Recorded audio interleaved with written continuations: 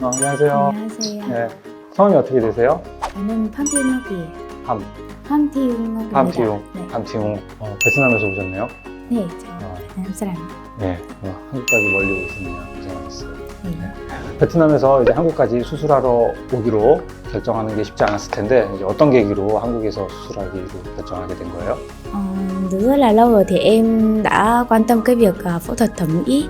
Nhắc đến Hàn Quốc thì cái nổi tiếng nhất đó là về phẫu thuật thẩm mỹ. Ở đây thì cơ sở rất là tiên tiến và bạn bè của em cũng quan tâm đến việc phẫu thuật thẩm mỹ. Và lý do đó mà em càng tìm hiểu kỹ hơn về phẫu thuật thẩm mỹ ở Hàn Quốc ạ.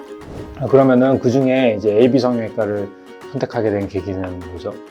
Em cũng có tìm hiểu qua nhiều các bệnh viện trên các trang web khác nhau và em thấy bệnh viện thẩm mỹ AB thì có rất nhiều video hình ảnh của khách hàng phẫu thuật. Sau khi phẫu thuật thì nhìn rất là tự nhiên và trở nên xinh đẹp hơn. Và bản thân em thì cũng muốn thay đổi một số khuyết điểm trên gương mặt của mình ạ. 감사합니다. 네, 저희 병원을 선택해 주신 만큼 저희가 최선을 다해서 최대한 본인이 이제 원하는 얼굴에 가깝게 노력하겠습니다. 감사합니다. 네. 그러면 본인 어떤 부분을 어떻게 교정하고 싶은지 말씀해 주시겠어요? Em muốn thay đổi phần hàm của em nó rất là to và phần cằm thì em cảm thấy hơi ngắn ạ. Và phần gò má thì nhìn đằng trước thì nó hơi thô và mũi của em, cái đầu mũi thì hơi dày. Và một phần nữa thì em muốn thay đổi cái kích thước mắt của mình, mí mắt của mình nó hơi bé ở bên trái ạ. 그래서 일단은 얼굴 전체적으로 봤을 때 얼굴 이제 길이에 비해서 이제 폭이 좀 있는 편이기는 해요. 얼굴 라인도 약간 이제 울퉁불퉁한 느낌이 조금 있고요. 그래서 이제 윤곽 수술을 통해서 얼굴 폭을 줄여주고 그럼 이제 얼굴 비율이 변하죠. 얼굴 폭이 줄어들면서 이제 갸름한 느낌이 생기고요. 얼굴 여백이 줄면서 이제 얼굴 작아지는 느낌도 생길 거예요. 이제 얼굴 라인이 부드러워지면서 이제 얼굴 인상이 좀 부드러워지고요. 거울 보고 좀 설명드리면, 자, 보면 여기서 이렇게 나왔다가 들어갔다가 나왔다가 이런 울퉁불퉁한 걸 부드럽게 만들어주는 거예요. 여기 광대는 이 폭을 이렇게 줄여서 광대폭을 줄여주는 거고요. 그게 여기 돌려서 보시면 여기 이 돌출감 줄여서 이제 광대를 작게 만들어주는 거예요. 여기서부터 여기랑 여기 광대뼈를 잘라서 안으로 밀어 넣고 이렇게 앞뒤로 고정을 해주는 거예요. 고정이 튼튼하게 돼야 이제 문제가 없이 수술이 잘 되는 거고요. 여기 사각턱은 귀밑각을 살짝 남기고 자연스럽게 이렇게 폭을 줄여서 갸름하게 만들어주는 거죠. 뒤에서부터 앞에까지 이렇게 길게 잘라줄 거고요. 턱끝 길이가 되게 긴 편은 아닌데 이렇게 좀 약간 길이 늘리기 원하면 이렇게 폭을 줄이면서 길이를 살짝 늘려도 좀 더 세련된 얼굴형으로 갈 수 있어요. 길이를 늘려주면.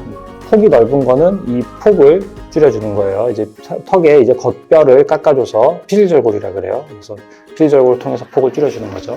윤곽 수술을 해서 광대, 턱끝, 사각턱 이렇게 윤곽 3종을 진행을 하시면 될 것 같아요. 수술에 대해서 궁금한 거 있으면은 네, 있어요.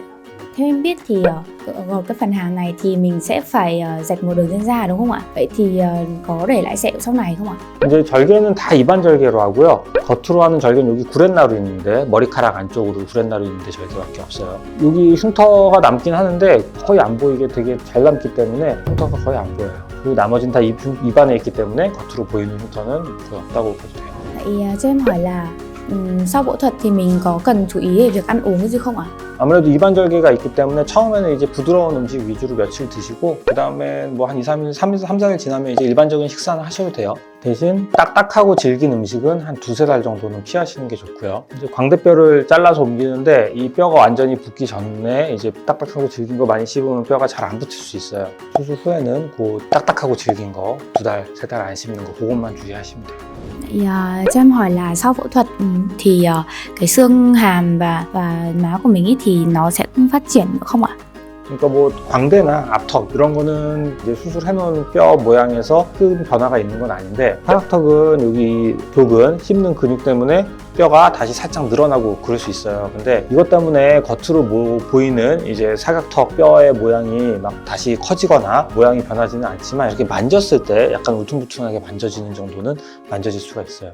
Sau phẫu thuật cằm ý thì em nghe nói là sẽ bị mất cảm giác ở môi và cằm ý và điều đó có phải sự thật không ạ? 수술하고 영구적으로 평생 동안 감각이 떨어지고 이런 거는 이제 신경이 잘리는 경우에 그럴 수 있는데 그건 당연히 신경을 잘 피해서 신경의 손상이 가지 않도록 수술을 해야 되는 거고, 수술하고 나서 일시적으로 턱이나 입술 감각이 떨어지는 거는 수술하면서 자연적으로 생길 수 있는 현상이에요. 보통 이제 수술하고 한 돌아오는데 보통 한 2-3달 정도 걸리고요. 길면 뭐 6달 이상 걸리는 경우도 있어요. 왜 생기냐면 신경이 잘리거나 그런 게 아니라 이제 수술하는 뼈를 자르기 위해서 수술 시야를 확보를 하고 살을 들어서 수술을 하다 보면 이 신경이 당겨지고 그러면서 이제 신경이 놀라는 거죠. 신경이 잠깐 기절한다고 생각하면 돼요. 그러면 수술한 다음에 입술이나 턱 쪽의 감각이 일시적으로 둔해지거나 떨어질 수 있는데 이거는 다 시간 지나면서 다 회복이 돼요.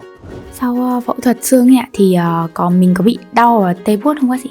수술을 하니까 안 아플 수는 없어요. 안 아플 수는 없는데 결론부터 얘기하면 참을만 할 정도로 아프고 뼈 자체에는 신경이 없어요. 그래서 뼈 자체는 통증을 느끼는 신경이 없기 때문에 뼈를 잘라서 많이 아플 거라고 생각하는데 사실은 그렇지는 않고 이제 뼈를 자르기 위해서 거기까지 갈 때까지 살을 잘라서 들어가니까 그 살 자른 데가 아픈 건데 거기는 뭐 뼈를 자르는 통증 이런 게 아니라 참을만 할 정도로 아파요. 그리고 수술하고 나서 이제 그 병원에 있는 하루 입원하는 동안 상대적으로 통증 좀 많이 느끼시는 분들도 있긴 한데 그런 분들은 저희가 진통제로 조절해드리고 있으니까 너무 걱정하지 않으셔도 돼요. Em nghe nói là sau phẫu thuật thì mình có thể bị chảy xệ ra, điều đó thì có phải sự thật không ạ? 광대는 수술이 잘 안 되고 뼈가 잘 안 붙으면 이게 뼈가 밑으로 떨어지면서 거기 붙어있는 살들이 처지고 그럴 수 있어요. 그래서 광대는 뼈를 위로 잘 붙여서 분류압이 안 생기게 하는 게 굉장히 중요하고요. 그러니까 결국 수술이 잘 되면 처짐은 거의 없다고 봐도 되는 거죠. 턱 같은 경우는 뼈를 실제로 많이 잘라내는 수술이기 때문에 위에 있는 뼈를 잘라내고 나서 위에 있는 살들이 갈 데가 없으면 이렇게 뭉치면서 그게 이제 좀 이렇게 처진 것처럼 보일 수가 있어요. 뭐 이렇게 살이 많으신 분들 같은 경우에는 추후에 뭐 지방흡입이나 그런 게 필요할 수 있는데 본인 같은 경우는 얼굴 살도 많지 않은 편이고 피부 탄력도 뭐 괜찮고요. 피부도 두꺼운 편이 아니라서 뭐 처지는 건 너무 걱정 안 하셔도 될 것 같아요.